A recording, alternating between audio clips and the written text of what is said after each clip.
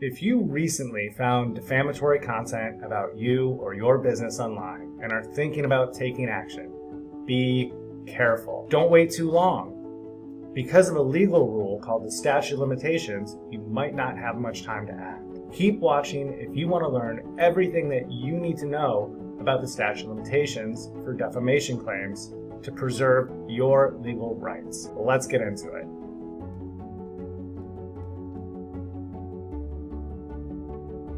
Hi, I'm Aaron Mink, attorney and founder of Mink Law, the nation's #1 law firm for dealing with internet defamation and online harassment. If you're interested in learning more about your legal rights to protect your brand online, hit the subscribe button below and ring that bell so you can receive a notification whenever we release any new videos. Let's start off with the basics. What is the statute of limitations?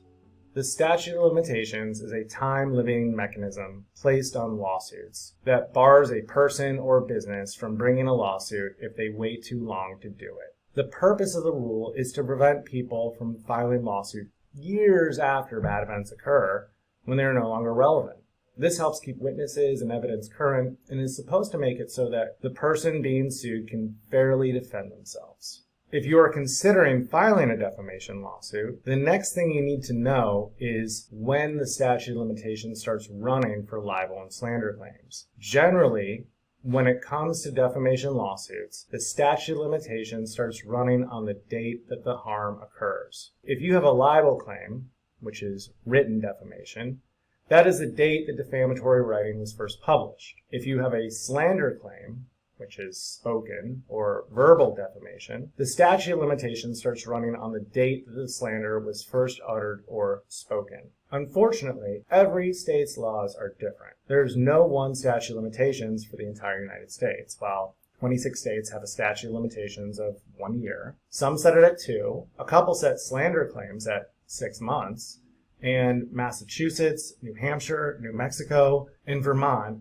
give the longest time frame at 3 years for people to file claims. To see what your state's statute of limitations timeline is, there's a link below in the description of this video to an article on my firm's website with the answer that you can check out. Now, it may seem like determining the statute of limitations for defamation is as simple as figuring out the start date and then looking up the length of time for the limitations period for the state that you are looking to file your lawsuit in. However, that's not always the case. The way that defamation is published can actually change the start date and can make it much more difficult and confusing to determine the correct date the statute of limitations starts on. This is because of a law called the Single Publication Rule. Under the Single Publication Rule, a person can only be sued for defamation over the first instance of publication, and that's it.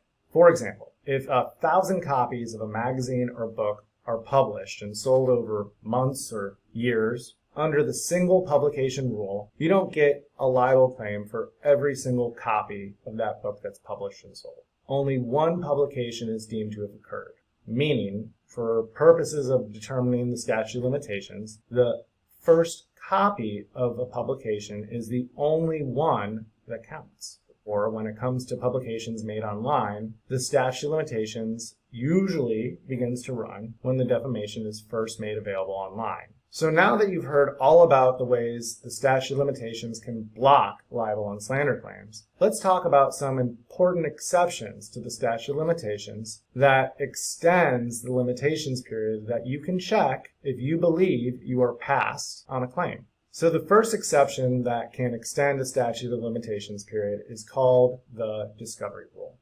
The discovery rule applies when the victim of defamation is unaware and unable to reasonably discover the defamation until after it's originally published. However, this only applies if someone is defamed to a limited audience in a non-public forum where the victim has no reasonable way to access or find out they've been defamed. For example, let's say someone says something defamatory about you in an email or text message that only gets sent out to 10 people and no one tells you about it for months. Normally, if no exceptions apply, the statute of limitations would start on the date the email was sent. However, a good argument that the discovery rule should toll the start date because, number one, You didn't find out about the email because it wasn't shared publicly and was only sent to 10 people. And 2, no one told you about it for months. If the discovery rule applies, it will delay the start date of the statute of limitations until the date you actually learned about the email. Although the discovery rule is an important exception, when thinking in terms of how most people are defamed in today's modern world and how viral and quickly things are shared today on social media and in text messages, the discovery rule isn't as important as an exception as it used to be. But it is still a very significant exception to be aware of and always keep in mind if you're facing a statute issue. The next important exception to the statute of limitations and single publication rule is a law called the republication exception. Under the republication exception, if defamatory material is republished, the republication will restart the statute of limitations. Courts will find a republication has occurred that starts a new statute of limitations period when the defamatory publication at issue is, number 1, altered in any significant way, or 2, published to an entirely different audience. Say you have a defamatory online review published about a business on a website. Under the single publication rule, the date that review was first published is generally going to be the start of the statute of limitations period. However, if the person who published the review goes back and edits the review, makes additional comments, or replies to the review, or copies and shares that review on a new or different website or social media platform, then the republication rule will generally apply. And a new statute of limitations period will then run from the date when the edits or new publication was made. The next exception to the statute of limitations and single publication rule is called the repetition rule. Basically, if someone repeats something defamatory that someone else said, this can give you a new claim in a new statute of limitations period. The biggest difference to pay attention to between the repetition rule and the republication rule is that with the repetition rule, the publication is done by a third person, not the person who originally published the defamation. For example, where someone publishes something defamatory, then someone else hears it, and then that person republishes it, shares, or repeats it to someone else, that can qualify as a repetition. As you may imagine, this can happen really easily with the internet, social media, and text messages. The next really important exception to the statute of limitations, which comes into play all the time in online defamation cases, is a rule called fraudulent concealment. So fraudulent concealment happens when someone published something that's defamatory, but you don't know who did it. The person who published the defamation has deliberately taken measures to hide their identity, so you can't figure out who they are. And because you don't know who they are, and they've made it impossible to file a lawsuit against them right away, legally, you are given an exception that extends or tolls the running of the statute of limitations until you've had a fair chance to figure out their identity. Because it's so common nowadays for people to publish things online anonymously, this is a really important exception to the statute of limitations that we utilize in a lot of lawsuits that we file on behalf of clients at my firm.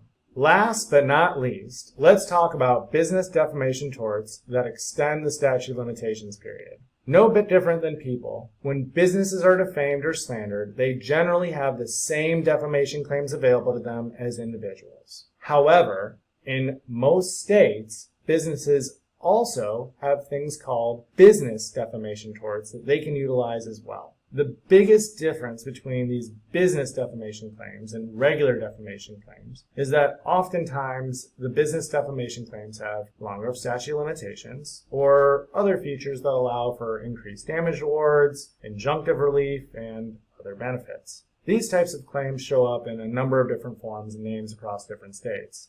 The most common types of claims are trade libel claims, product disparagement claims, injurious falsehood claims, food libel or veggie libel law statutes, which as the name describes, applies to libel claims regarding agricultural products, slander of title claims, and claims for unfair trade, competition, and deceptive business practices, which are usually governed by state and federal statutes. Now, these claims don't always apply to every single situation. Sometimes they only apply if you are dealing with a product or a dispute regarding property ownership, or if a competitor is the one defaming the business, for example. So just because there's a business involved, this doesn't mean they're automatically going to apply. However, when representing a business where statute of limitations issues are present, it is always best practice to see whether any of these claims apply so that you can extend your deadline. Well, did I cover everything you wanted to know about the statute of limitations?